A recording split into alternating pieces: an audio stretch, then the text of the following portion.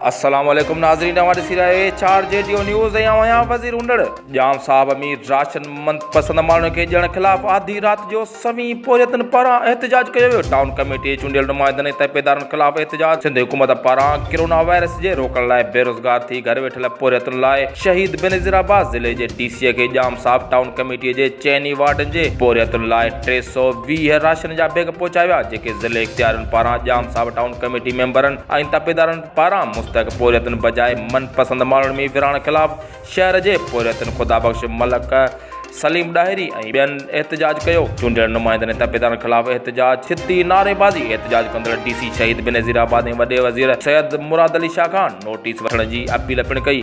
शहर जेको आहे काल बि शाहपुर चौक में राशन आयो त इहा ई लिस्ट खणी उन साॻियनि माण्हुनि खे ॾिने। अॼु बि उहो ई गुलशहर अची पहिरियां तपेदार खां तपेदार बि न आया त जो उते बीह पंहिंजे माण्हुनि खे सभिनि खे वटाए ॾेई पासे खां खिसकी निकिरी हलियो वियो।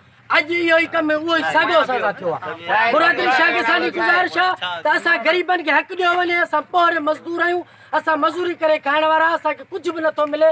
असां 22 ॾींहंनि खां पंहिंजे घरनि में पिया आहियूं। जा लॉकडाउन खोलीनि त असां पंहिंजी महिनत मज़ूरी करे असां पंहिंजा बचा पालियूं। A4 JDO न्यूज़ में फ़िलहाल एतिरो ई। वधीक ख़बरुनि या अपडेट्स लाइ ॾिसंदा रहो A4 JDO न्यूज़।